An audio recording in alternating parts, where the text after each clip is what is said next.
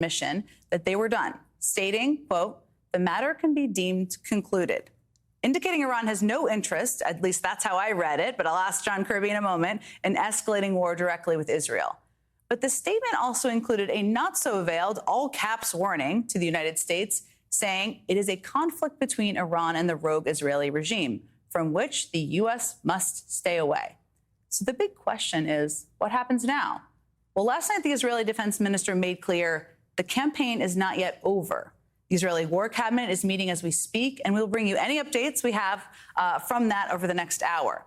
And while President Biden and U.S. officials played a significant role in protecting Israel against the retaliatory strikes from Iran last night, new reporting makes clear patience from the president is not unlimited. As NBC News reports, there is concern among top U.S. officials that Israel could respond too quickly without thinking through the potential fallout. There's also been private frustration with Israel's decision to strike the Iranian consulate in Syria earlier this month, with a senior administration official saying, quote, "The Israelis don't always make the best strategic decisions." And according to additional NBC reporting out today, the president told Netanyahu in their phone call to, quote, "take the win," and that Israel should not retaliate against Iran, also adding that the U.S. will not participate in offensive operations against Iran. But it remains to be seen whether Netanyahu will show the kind of restraint Biden is calling for. Recent history shows he hasn't exactly listened to all of the recent warnings by the United States, and he has his own domestic audience to consider, especially as he is under pressure to call early elections. At the end of the day, this all further escalates tensions in the region, or it could, at a time when Iranian proxies like Hezbollah were already attacking Israel, including even last night, and at a time when there is a war happening between Israel and Hamas, one that has killed tens of thousands inside Gaza and has left many others starving. Hamas also, again, rejected a ceasefire deal overnight. So the question now is whether Iran's response will trigger additional military action from Israel that could escalate into an uncontrollable cycle of violence, and what the White House and President Biden can do to de-escalate tensions in an already volatile region. Joining me now is White House National Security Communications Advisor John Kirby. So there's no one better at explaining all of this, and we'll see what you're going to share with me. But we're trying to help people really understand all of the dynamics here. Yeah. So let me just start with the Israeli War Cabinet meeting, which is ongoing right now. They're discussing a response to the attack. We haven't heard what they're going to say. I did just quote the Israeli defense minister from last night. It seems like from the reporting, the ideal is to, of course, de-escalate the tensions here. There's already a lot going on in the region. Is the hope from the United States, even as Israel will make their own decisions, that they don't do a retaliatory strike? Well, the hope is that we can de-escalate the tensions. That's really what the president's been trying to do, Jen. And I think, from the beginning of October 7th on, everything he's done, all the movements of military assets to the region, all the diplomacy, both public and private, has really been designed to take the tensions down. He doesn't want to see a major war in the Middle East. He doesn't want us not looking for a conflict with Iran. And if you look at last night, Jen, an incredibly successful evening. Not only did it demonstrate that Israel can feel comfortable that they're not alone, and they're not, but also that they have superior military capability to defend themselves and their citizens. And one of the messages that the president delivered to the prime minister was, be proud of what you were able to accomplish last night, because that itself sent a very strong signal, not just to Iran, but to every other bad actor in the region. Now, there was a call a couple of weeks ago the president made with Prime Minister Netanyahu where there was an impact from that call. It seemed like it was a stern call after the death of some aid workers. There was a call yesterday. There hasn't been retaliatory action yet from Israel, though the War Cabinet is meeting. Is there any evidence you've seen that they have pulled back, held back, or not moved forward in retaliation from the call the president had with the prime minister? We haven't seen anything in terms of movement or even, frankly, anything that would indicate they've arrived at a decision. As you said, the War Cabinet's still meeting. So obviously we'll see what they end up coming out of that and doing and saying. But again, the president's message was, we've got your back, and we did. We proved it. The president ordered U.S. forces in the active defense of Israel, and we have sent that same message to Iran, that we will do what we have to do to defend Israel, as well as defend our troops in the region. I know you're not going to get into private phone calls. I've been in your spot before, a version of it, but in the reporting, which is widely spread out there, the president conveying to the prime minister, take the win, or that's what he said to him in the call last night.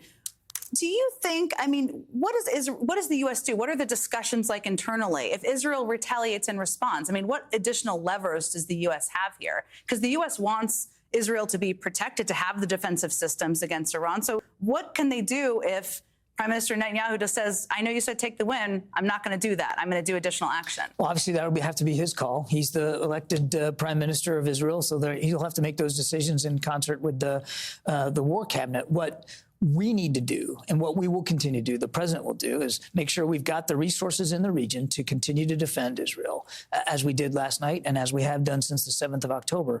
But also make sure, and we get caught up a lot, and it's easy to, about the troops in Iraq and Syria and the threats from the proxies, and those are real threats. But we also have broader regional concerns there in the Middle East, broader national security interests. And the president is keenly focused on making sure that the Iranians and everybody else knows we take those interests seriously as well. And we'll do what we have to do. And we'll hold Iran appropriately accountable, as we have. The last 3 years, more than 500 sanctions against Iran and their destabilizing activities. So everything from, maritime piracy to beating up on their protesters. So we're going to keep all those options open to us. One of the things the president is doing this morning while the war cabinet's meeting is he convened a meeting of the G7.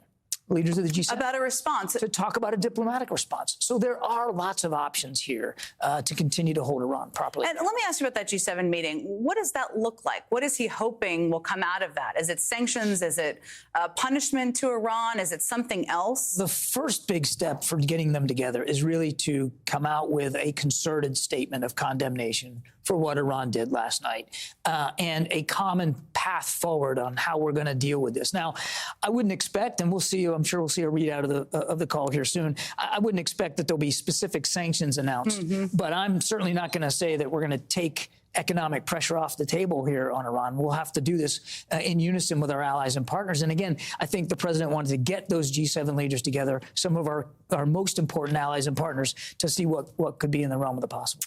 You referenced the proxies. There's a lot of dynamics going on here at play. And I think if people are tuning into this, it's important to understand. I mean, Iran has a significant role in guiding, advising. You can define it any way you want.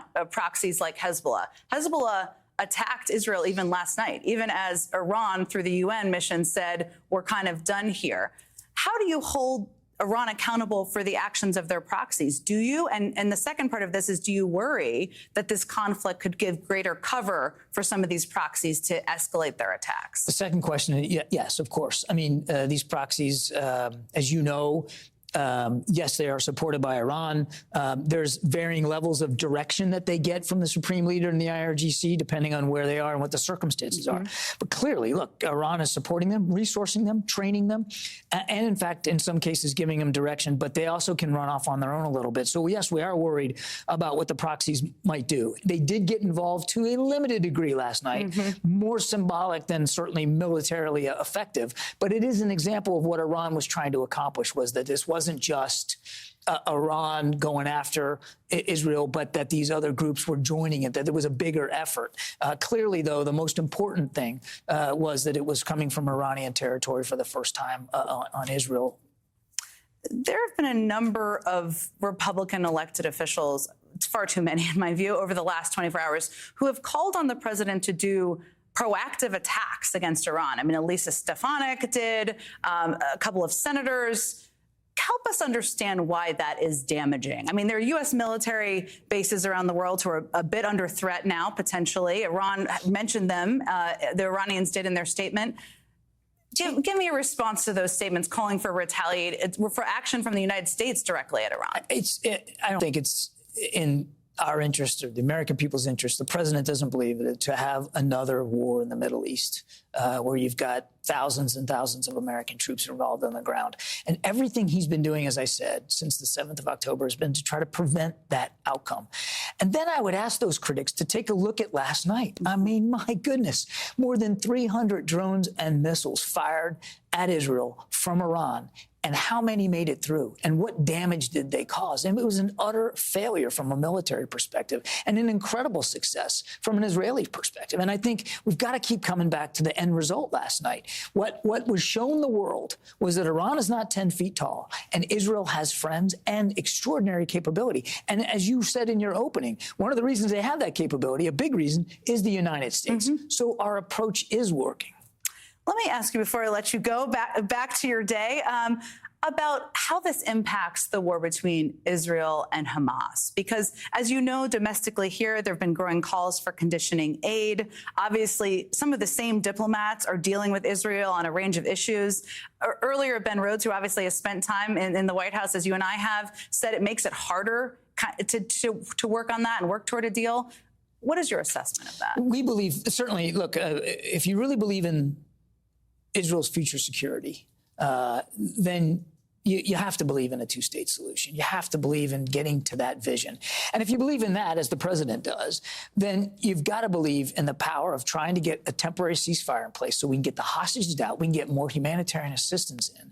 And this doesn't become a situation where Israel's reputation on the world stage is damaged to the point, and their credibility is damaged to the point, where this becomes a generational struggle. And that's what we're really trying to get at. There's a deal on the table.